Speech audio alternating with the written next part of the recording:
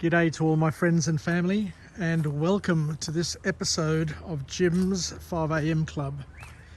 It's late afternoon, Sunday. I've done a couple of vlogs already, but because it hasn't been raining for the past couple of hours, I went home and thought I'd come out again and just finish up with one more vlog for the weekend, because I just love being able to click over the book summaries, click over the vlogs to generate as much material as possible, because it's something that I just really enjoy.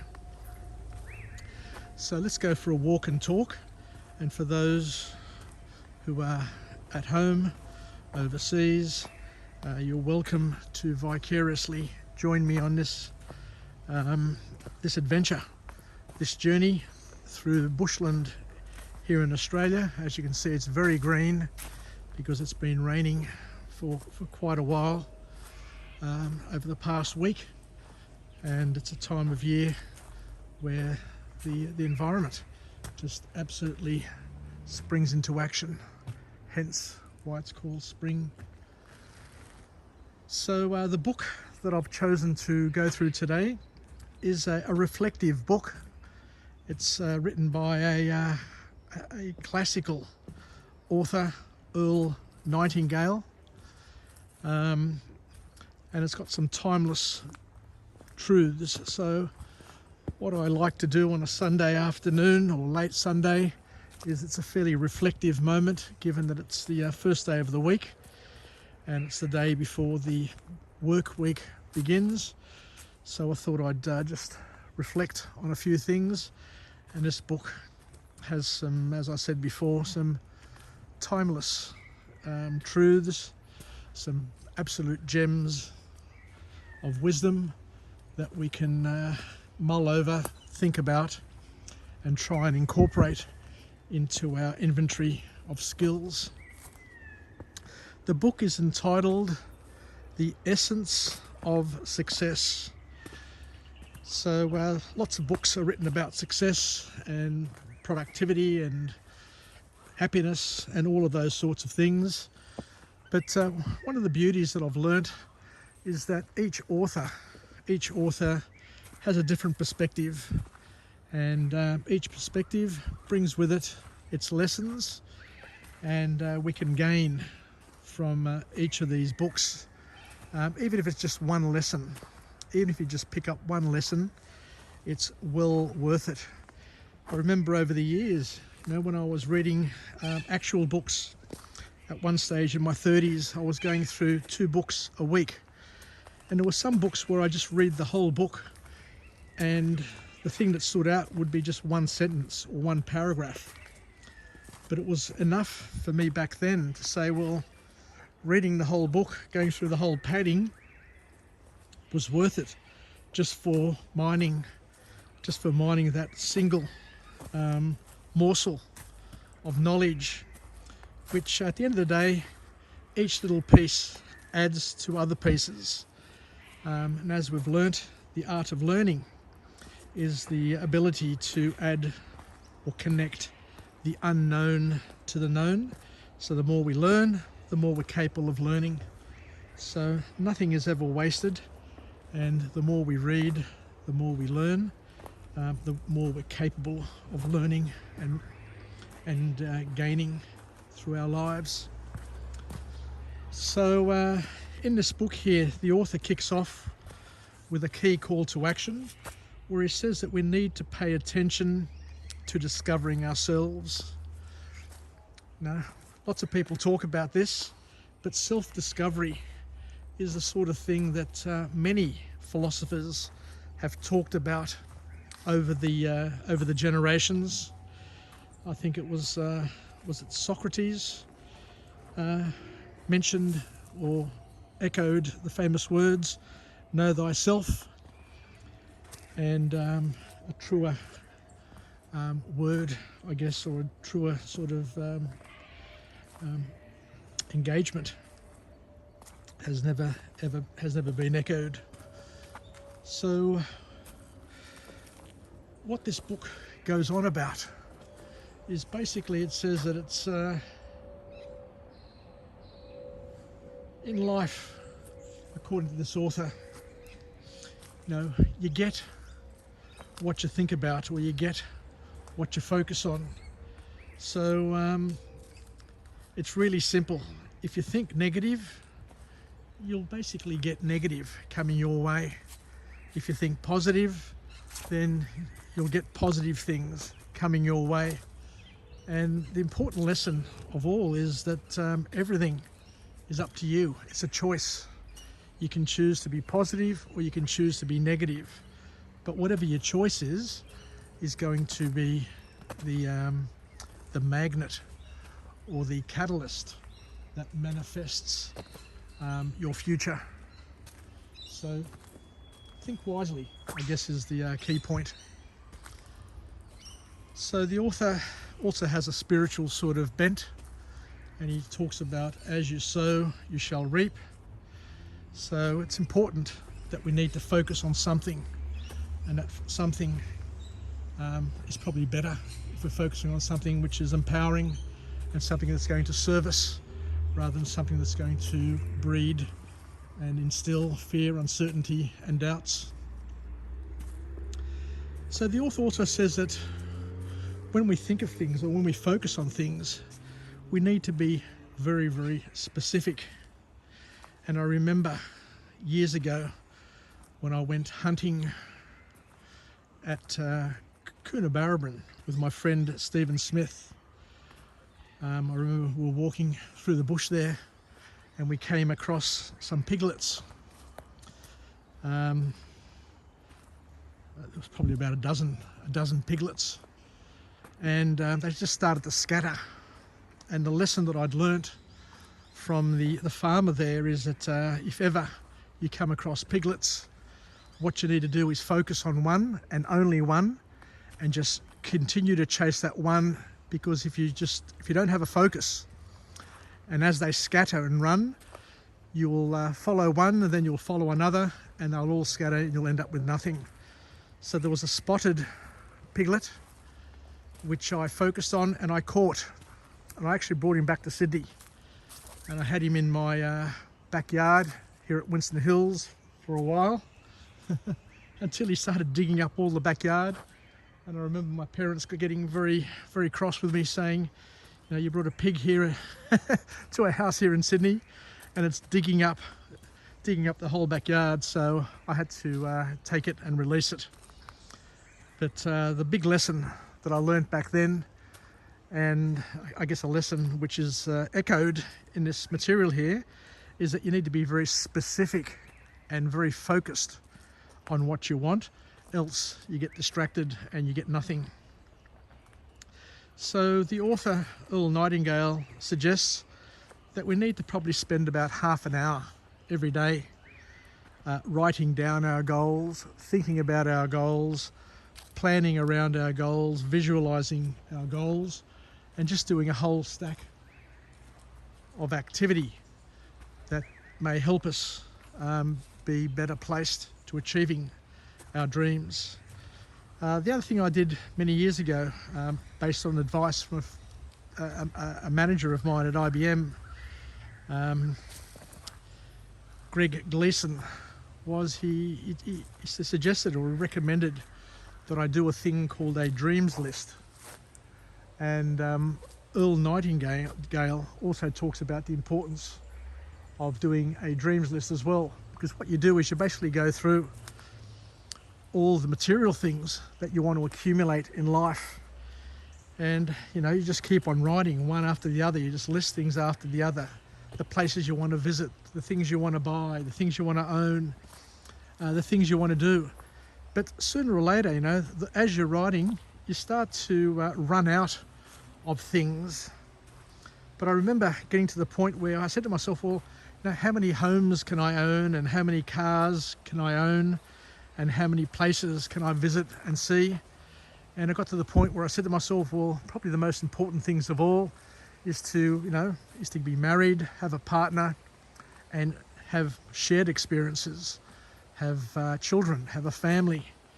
And all of a sudden, it allows you to spend a little bit of time, a little bit of quality time, trying to assess what makes you think, what makes you tick, and what makes your life enjoyable. And I remember learning a very valuable lesson that for me, relationships, shared experiences are more important than all the material things that the world can offer. Once again, Earl Nightingale here recommends that people sit down and spend some time thinking about what they want, and also thinking about how to get what they want. Because if you don't know what you want, then how will you know that you've achieved it? Is one of the messages that he talks about. If you don't know what you want, how will you know that you've found it? How will you know? So it's important to spend some time trying to figure out what we want, because that will put us into a position, that'll put us in an orbit to help us become more action-oriented and solutions-focused. The other thing he talks about is that our external environment is a reflection of our internal. So if you're disorganized internally, then your external environment is also going to reflect some amount of dishevelment, not being able to think clearly, not spending time looking after yourself. So it's important to understand that we are a reflection. We are all a reflection. We are all a broadcast of what we think, what we believe. So we can bluff people in some ways, but at the end of the day, there are people who can look and see straight through us, because, as we said, we are a reflection. Our external is a reflection of our internal world. So from Earl Nightingale's perspective, we need to spend a lot of time making sure that we clarify, that we organise, that we simplify, and that we create a better internal world by focusing on ourselves, because once you do that, then your external world will be a little bit better, is the key message I say. So the author then goes on to say that we need to chip away at things that don't look like the person you want to become. This is really interesting. So there are bad habits that some of us have that we need to identify. And once you've identified them, the author is very, very clear here with his message that you need to chip away at those things. You need to knock them off. You need to break them off and get rid of them out of your life if they don't, deserve to be there. And it happens in many ways through our cognitive dissonance. So, if you have an image of who you want to look like and who you want to be, how you want to behave, how you want to measure yourself, the standard that you've set, then if you're falling short of that, your subconscious, your conscious, your own OCD will irritate you to the point where you do something about it. It's important to understand that. It's a key message. But you first need to know what you want, and you first need to clearly be able to see the person who you want to be. And then the author goes on to say that we need to be able to distinguish between the urgent and the important in our lives. There are lots of things that appear urgent. Lots and lots of things that appear urgent, according to the author, but not everything is important. The key is to focus on those things that are important, those things that will get us, that align with our values, that will get us to closer to our goals, and to focus on those things and not to be distracted not to be led down the wrong path, the path of urgency, which takes you to a place where you're doing things which are not important and don't really matter. The author says something very powerful, and I've said it before on other vlogs, but once again, this is sourced from Earl Nightingale's work, where he says that only 8% or less than 10% of the worries that you have are worth your concern. A lot of the problems, a lot of the challenges, a lot of the issues that we have in our lives are just like fog.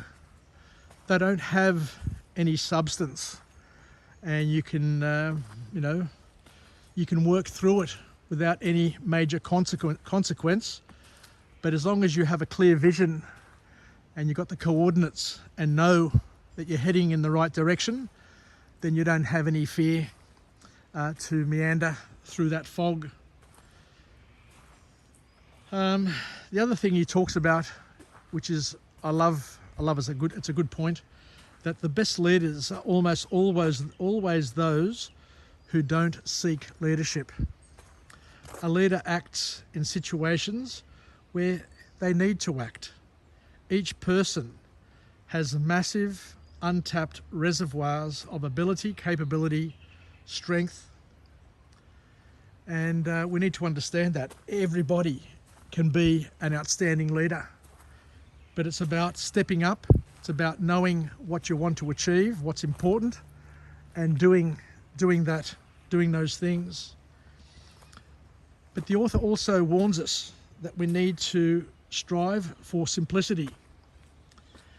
Make sure that we do things, or we strive for things, and make things as simple as we can, because when things are as simple as possible, they're replicable. You can replicate them, you can communicate them, you can show them, and you know whether or not you're on track or off track, because it's very, very clear and simple to understand. So every person, according to Earl Nightingale, has habit patterns, and it makes us very predictable.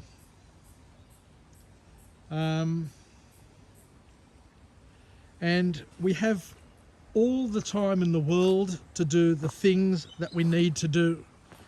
He says that in the middle of the night when you wake up is the time that you realize how much time or how long an hour actually is. When you're sitting in bed wondering, why you can't go to sleep some nights, and you look at your watch, then you look at your watch again, you realize that an hour is a long, long time. And within that hour, you can basically achieve a lot of things. We need to listen. We need to talk. We need to be interesting and have a wide range of knowledge and interests and be comfortable to be around. There's some of the key things that this author talks about in terms of trying to achieve in our lives. Be good listeners, be good talkers, not to be shy, to express ourselves, to be able to talk, to be interesting, to have a wide variety of subjects that you can talk about, have a wide range of knowledge and interests, and most importantly, be comfortable to be around, and be welcoming to people, and to be able to connect with people. And most importantly, not only must we connect with people, according to the author, but he says that we need to serve many people. It's not about getting and serving ourselves and our own interests. He says that the best leaders, the best people, are the ones who serve many people. We're all partners in each other's growth and development. We're here to serve God, and we're here to serve our neighbours. It's not about getting and being self-serving, as I mentioned before, but to be a partner, to be a steward, working in partnership with God to make life easier for others first, without thinking about ourselves. So he also talks about the importance of having a network of masters, which is a lovely way of talking about it. We need to serve many masters and to welcome that, not to shy away from that. Everybody wants to be their own boss, but what Earl Nightingale is saying is that in order to live a fulfilling life and to create and add value, we need to have many masters that we love serving and we love working for and working with. He also goes on to say, and this is a good point, if you're not happy with your rewards, if you're not happy with what you're getting from life, then you need to look at your contributions. I love it. I love that. If you're not happy with your rewards, then you need to look at your contributions, because your contributions are the problem. You're not contributing enough. You're not serving enough. You're not doing enough in the world to justify the rewards that you think you deserve. He says that you can't have a poor-looking front yard if you are giving it attention. The same is with our bodies, with our minds, and with our spirit.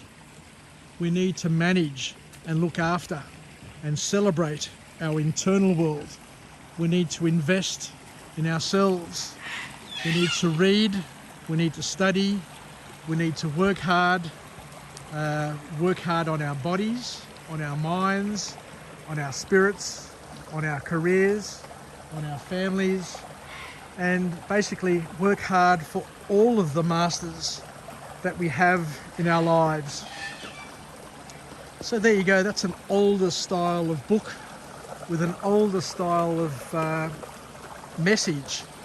But as you know, as you can feel, as you can understand, these messages are timeless messages. It doesn't matter if I presented this book summary in 1,000 years, the message would be the same and people would be thinking about the same things and saying, well, life hasn't changed all that much. The challenges of the world keep on reinventing themselves and just change names, change places, but things never seem to change all that much. So thank you very much for joining me on this episode of Jim's 5am Club, where I'm coming to you from the bush here at Moxham's Park. It's been raining for the past week, and as you can see, the water is running. It's a lot clearer here and deeper and a lot more vibrant and vigorous than what it normally is. But the sounds of the bush are starting to silence.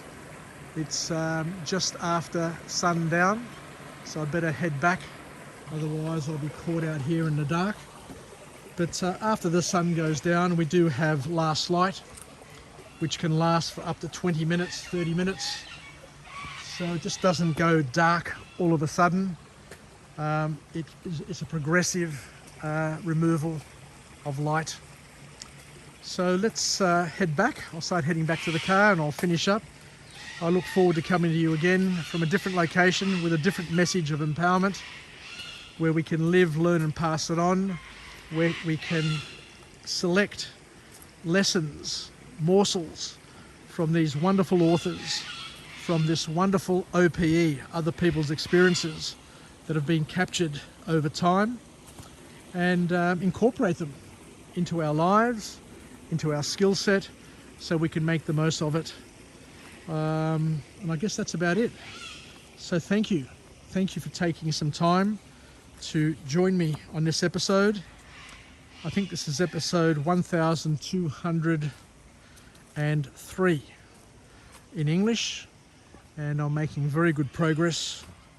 And all I can do now is just do as many as I can, publish as many vlogs, short films as I can, capture as much knowledge and OPE as I can and present it in a hope that somebody can make use of it at some point in time. I don't get the hits, I don't get the views, I don't get the likes that I probably expected given the amount of effort that I put into this, but it doesn't bother me anymore. As I say, it's more now about my own growth and development. It's about doing things, giving things, serving the many masters, and publishing this free of charge. And if anybody benefits from it, be it my daughters, my wife, my granddaughters, friends and family, over the coming years, then that will be happiness that I'll always feel. Take care everybody, Yasas, and we'll chat again. Bye for now.